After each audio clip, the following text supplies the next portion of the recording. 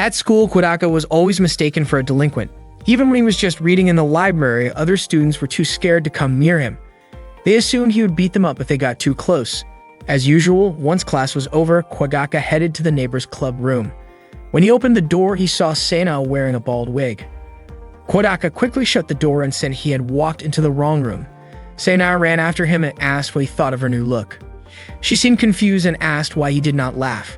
She reminded him that the day before, they had talked about how making people laugh could help them make friends. That was why she wore the bald wig. According to the label at the toy store, the wig was supposed to make people laugh uncontrollably. Suddenly, Yozora walked in wearing a wig and dressed up like Sana. She said Sana had never managed to make anyone laugh. Kodaka was puzzled by Yozora's appearance. Yozora said she was dressed as a ridiculous creature from Earth and asked if it was enough to make him laugh. Kodaka just stayed silent. Then Yozora wrote the word meat on her forehead and mocked Sana's voice, saying she was a rich and beautiful girl. Sana said that was not how she talked, and she did not understand what about her was supposed to be funny. Instead of being amusing, it was actually pretty irritating. Yozora replied that seeing Sana irritated like that made her feel happy. Kodaka asked if Yozora was not embarrassed to look like that. Yozora and Sana both turned to look in the mirror. Kodaka commented that a real comedian would never rely on something that lame. Yozora then challenged him to show what a real comedy act looked like. According to Kodaka, a true comedian came up with original stories, so he started telling one called "I Am Scared of Manju Cakes." Unfortunately, once he finished, everyone just called the story boring. Rika joined them in the club room and said that funny people could easily become popular. As usual, Yukimura served tea, hoping to hear a funny story from Kodaka. But Sana and Yozora both advised her not to expect too much. Kodaka insisted his story was still better than Sana and Yozora's wig stunt. Yozora mentioned hearing about a hairstyle that was trending lately, the teased look where hair is combed upwards and then decorated. Sana got interested right away. Rika added that according to the internet, that style gave off a European noble vibe or something along those lines. Sana thought it would probably suit her well. Rika even said that there were people so grand they shaped their hair into bird nests so birds could live in them, or even molded their hair into love letters. Sana was surprised and asked if that kind of thing only happened in the samurai era. Rika explained that it was just a way of expressing oneself, similar in concept to how samurai helmets were made. Yukimura asked if that meant T's hair was like a samurai helmet, something that showed identity if their head got cut off, so they would be respected, honored, and remembered like true samurai. Kodaka did not think it worked that way. Sana started feeling something was off, and Yozora seemed to agree.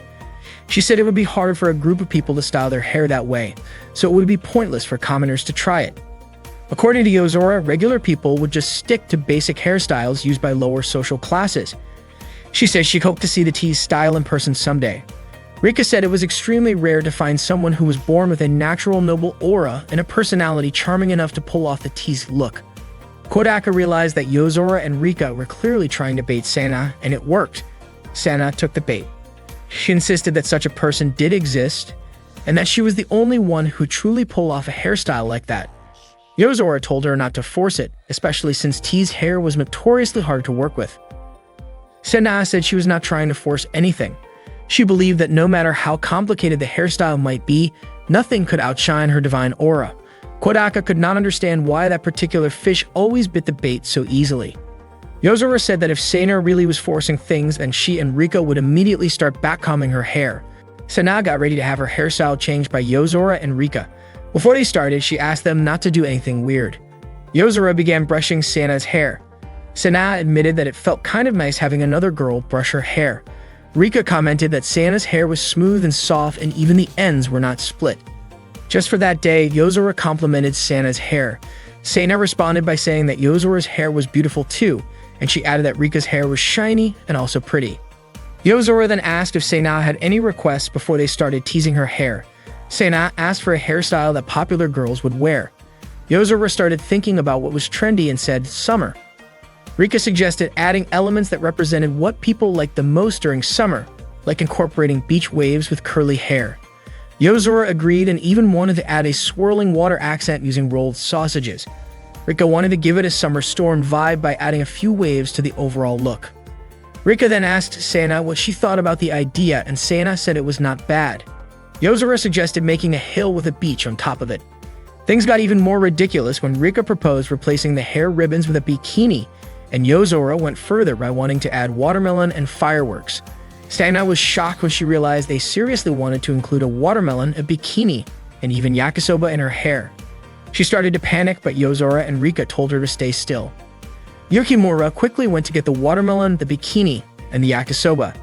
At that point, Sana turned to Kodaka for help, but he completely ignored her. Meanwhile, Maria was outside playing in the yard. When someone called out to her, she immediately started doing her assigned task of mowing the grass. When she looked up, she saw that it was Yukimura approaching. Yukimura asked what Maria was doing.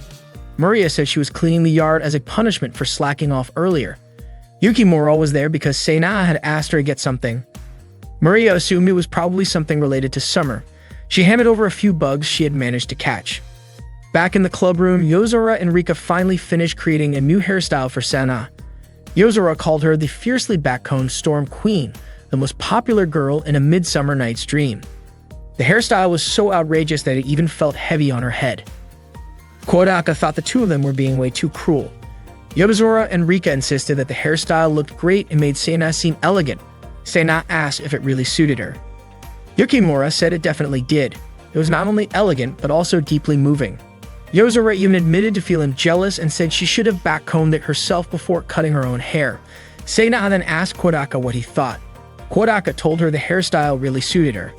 The next day, Sana told Kodaka that her father had been furious with her and ended up spanking her before undoing the hairstyle.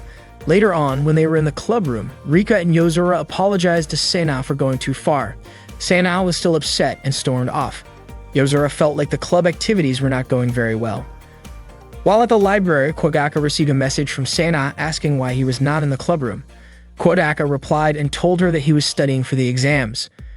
Sana told Kodaka to head to the club room right away because only she and Yukimura were there. Just as Kodaka was about to go, Sana said he did not need to come after all, since Kobato had already arrived. Not long after, Kobato called him and asked for help. Sana could be heard chasing Kobato around. The commotion was loud enough that people nearby started to think it was a kidnapping. That night, while Kodaka was studying, Sana messaged him to ask whether he was confident about the upcoming exam. She then invited him to come study at her house. Kodaka agreed, especially since Sana had the highest grades in their year. The next day, he told Kobato that he would be going to Sana's house that afternoon to study for the exams and asked if she wanted to come along. Kobato was shocked and told him not to worry about her. She said Sana was scary. When Kodaka arrived at Sana's house, he was surprised to see her father, Pegasus, already waiting for him at the gate. Sana came out to greet him and Pegasus politely let them go study. Sana then asked if her father had finished talking to him. Apparently, Pegasus asked about Kodaka every day, which made Sana think her father wanted to have a proper conversation with him. Pegasus claimed he was simply doing his duty by keeping an eye on Kodaka. Kodaka, however, could not understand the way Pegasus thought. Sana brought Kodaka to her room to study. As soon as they got there, Kodaka was shocked to see the ceiling completely covered with photos of Yozora's face. Sana had secretly taken all the photos herself using a digital camera while Yozora was off guard. Kodaka thought she looked like a creepy stalker and asked why she would do something like that. Sana even showed him the wig Yozora had worn back then. She said that when someone holds a grudge, they have to endure it. Kodaka suddenly remembered a story about someone who slept on a tree branch or licked a gallbladder every day, just to keep their anger alive until they could get revenge. Sana said maybe she was kind of like that. She admitted to staring at Yozora's photo every night, smelling the wig she had worn and remembering what Yozora did to her to fuel her drive for revenge. Sana made it clear that she would definitely get back at her. Kodaka had not expected Sana to be this intense. She was far scarier than he had imagined. While they were studying, Kodaka accidentally glanced at Sana's chest. He asked her how to answer one of the questions, but he could not concentrate because of the distraction. Sana called him stupid for not being able to solve it, which made him decide to try answering it on his own. Not long after, Stella came in and brought them some snacks. She greeted Kodaka, asked how things were going, and then handed him a condom. Kodaka was stunned. After Stella left the room, Sana asked what she had given him. Kodaka did not say, and Sana tried to snatch it from him. In the process, he accidentally caught a glimpse of her cleavage, which Sana immediately noticed and was not happy about. Sana admitted that she felt too lazy to continue studying and ended up asking Kodaka to hang out instead. She invited him to play Iron Necromancer, a game she had just bought. She knew that Kobato really liked the anime version, and although she had already purchased the full set of Blu-ray discs, she had not watched them yet. She planned to watch it together with Kobato. Kodaka felt relieved that Kobato had not come along to Sana's house. Sana managed to win the game easily. In fact, that was her 10th consecutive win. Kodaka was surprised considering she did not know how to play at all when they first started. Sana said she was good at everything. Time passed quickly, and before they realized it, the day was already turning into evening, yet they had not studied at all. Just as Kodaka was about to head home, Sela appeared and said that dinner was ready. Sana then invited him to join them for dinner. After dinner, Kodaka got up to say goodbye, but Pegasus asked him to spend the night. Kodaka could not bring himself to refuse. He quickly sent a message to Kobato, telling her to either heat up one of the frozen meals in the fridge or make instant noodles for dinner. At that moment, Kobato was happily singing to herself. After eating, Kodaka decided to take a bath. Not long after, Pegasus showed up, saying that he wanted to scrub Kodaka's back. Kodaka politely declined, saying there was no need, but Pegasus insisted that he should not be shy.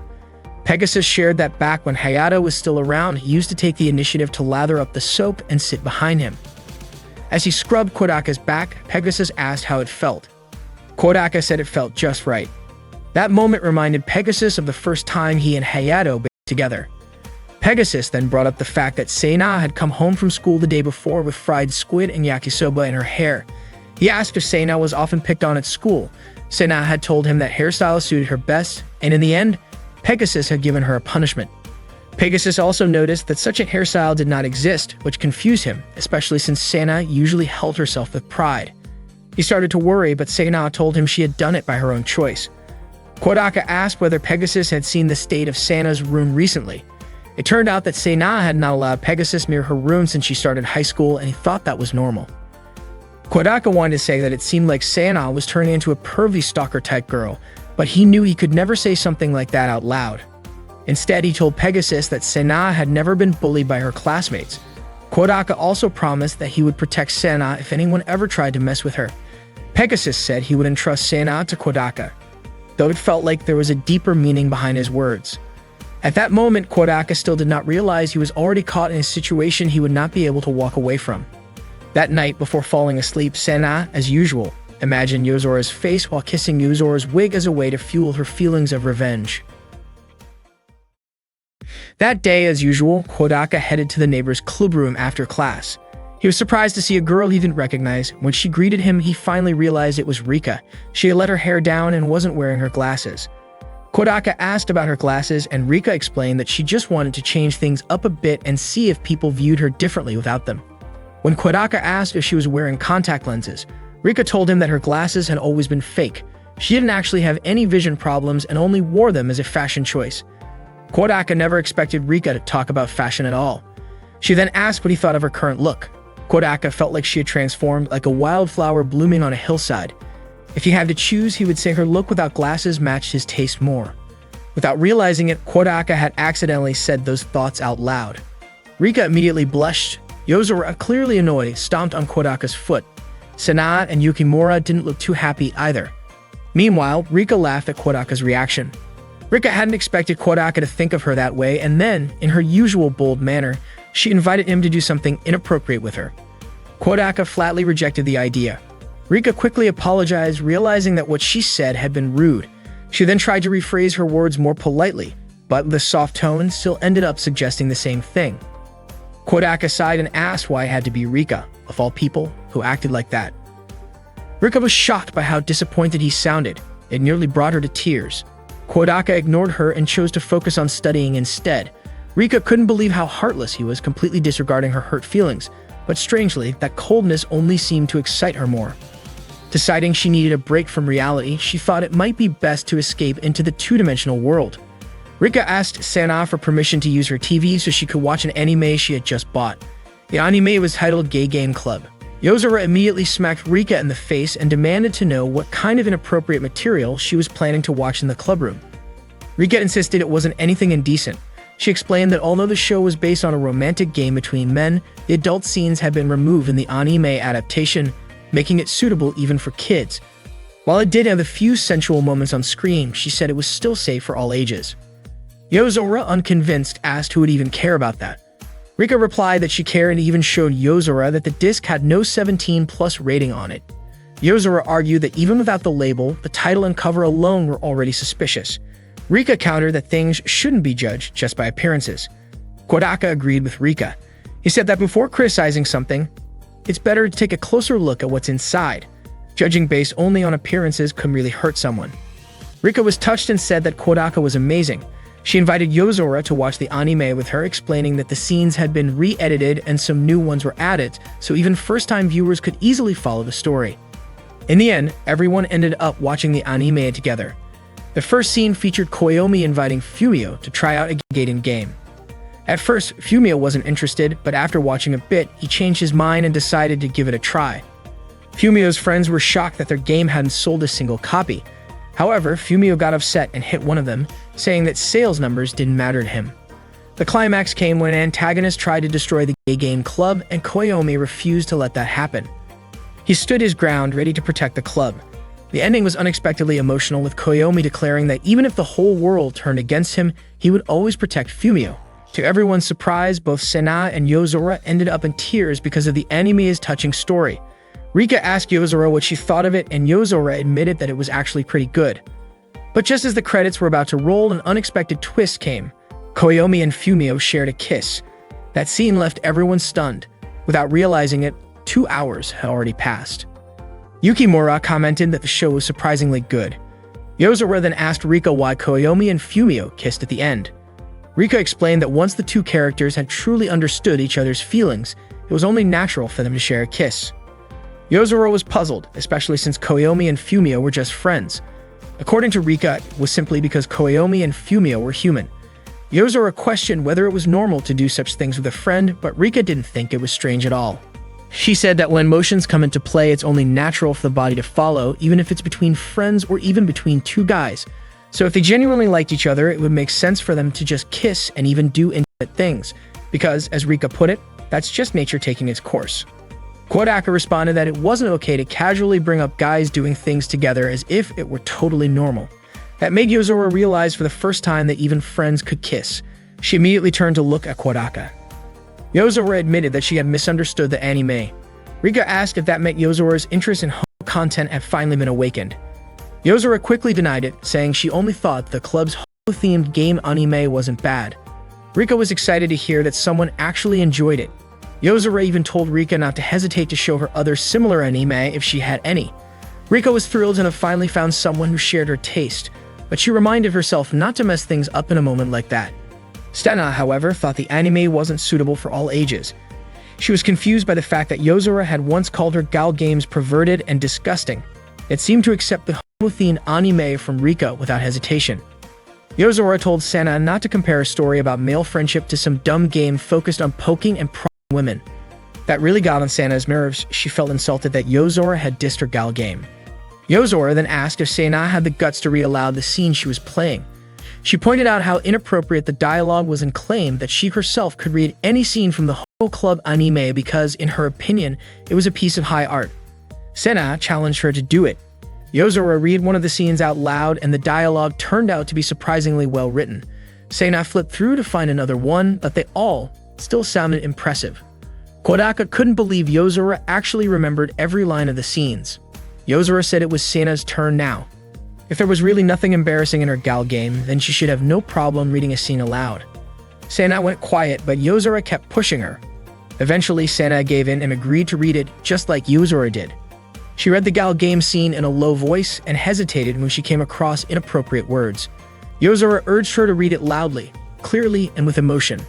So Sena read it out loud, even including the inappropriate terms, and Kodaka was genuinely surprised that she actually went through with it. Sena declared that Yozora couldn't keep pushing her around forever. Yozora was stunned by how extreme the gal game dialogue turned out to be. Sena asked, wasn't it true that there was absolutely nothing to be ashamed of in the game? Yozora admitted defeat and acknowledged that Sena had won, though she also said she didn't want to look at her right now. Rika commented that the scene they had just heard was a bit much for her, and even Yukimura confessed that she hadn't realized Sena could be that suggestive. Yozora said she finally understood why Sena liked that game and apologized for making fun of her. Sena was shocked and immediately ran off, but not before snapping at Yozora and calling her a perverted game freak. That same day, Kodaka had just finished his exams and was walking across the schoolyard when a girl dressed as a nun called out to him, referring to him as a lost little lamb. Kodaka ignored her. The girl called out again, saying that ignoring a servant of God was practically a sin. Kodaka turned and asked if she was actually talking to him. She laughed and offered to listen if he had anything on his mind, saying she was a sister and it was her job to help. She said she understood that life was full of problems, so many that perhaps that was why Kodaka had turned into a delinquent and dyed his hair.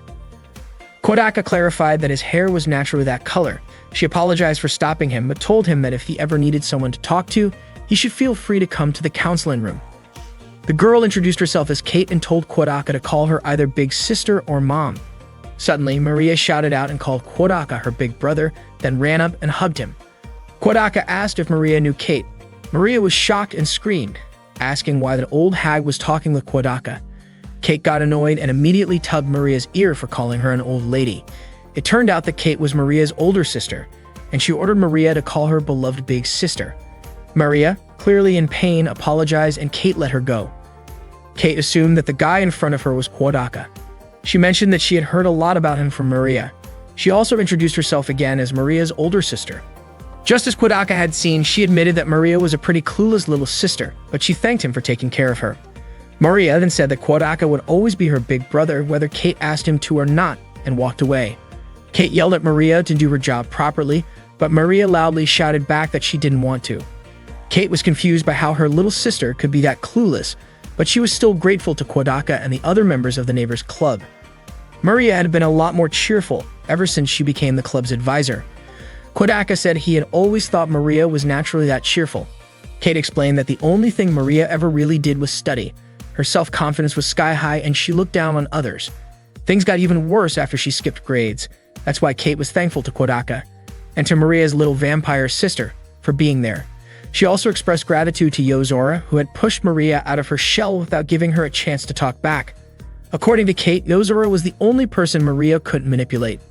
Kodaka understood. He hadn't expected anyone to be that thankful to Yozora. Kate added that it might have been a bit too much to force a little girl to run completely naked through the school. Kodaka apologized and promised it wouldn't happen again. Kate asked them to continue supporting each other, then called Kodaka Big Brother. Kodaka agreed, but also asked why she called him that. Kate explained that since Kodaka was Maria's big brother, he was basically her big brother too. She was only 15 after all. She then said goodbye. Unfortunately, as she walked away, she accidentally let out a fart and Kodaka saw it happen. Not long after that, Yozora called out to Kodaka. She said she thought he'd already gone to the club room. Kodaka admitted that he had just run into a weird person. Yozora mentioned that exams were over and that she heard some classmates comparing answers afterward. Kodaka said that in some places, that was still a thing people did. Yozora called it a waste of time, but added that if they ever made some real friends, they might end up doing it too. With that in mind, Yozora suggested they try comparing their answers now, just in case. Kodaka said he understood. Yozora then asked about question 4, part 3 from the math test. Math had been on the first day of exams and Kodaka couldn't even remember the question, let alone the answer. Unfortunately, that was the only question Yozora had doubts about. Kodaka asked her what the question was about. Yozora said it was a logic problem worth 15 points. Kodaka wasn't entirely sure and his answer was a bit long. From his point of view, it was kind of hard to determine whether their answers were right or wrong just by talking it through. Yozora thought it would be better if she had just admitted that the question was tough, or that she wasn't confident in her answer to begin with. When she asked whether the question had been difficult, Kodaka agreed that it had. Yozora then said she wanted to compare other questions, but Kodaka suggested they should stick to multiple choice questions, fill in the blank types, or ones they had just worked on that day. Yozora picked question 11, part 2, from Japanese history. Kodaka took another look at it. It was the one asking for the name of the Hauju family retainer who assassinated Judge Yasunori Adachi. Kodaka had answered with Yoritsuma Taira, and he felt pretty confident was correct. Yozora also knew that was the right answer, but pointed out that there was a chance she might have written Amy instead of Suna by mistake, and she hoped she had spelled it correctly. That made her unsure of what she had written earlier, and hearing that made Kodaka start to second-guess himself too. He realized that comparing answers could actually be pretty terrifying because it might shake your confidence in answers you had been sure of before. Yozora then brought up question 18, part 2. Kodaka said he had just guessed on that one. Suddenly, Sana chimed in, saying the answer was the year 1324. She walked over and asked if Yozora and Kodaka were comparing their answers. She said they should include hers in the mix, claiming they were lucky to have the chance to compare their answers with hers, because hers were perfect. Yozora told her to leave, saying she wasn't needed there. Sena was confused and asked why she was being shut out like that, then invited Yozora to compare answers with her directly. Yozora brought up math question 5, part 3. Sena confidently said the answer was 45. Kodaka was surprised that both of them could remember the answers just from the question numbers. Yozora walked away and Sena ran after her, asking her to throw more questions at her, even the hard ones. But Yozora just said that comparing answers with Sena wasn't fun at all. Instead, she said she would rather compare her answers with Tomo, her imaginary friend from the wind, and ignored Sena completely.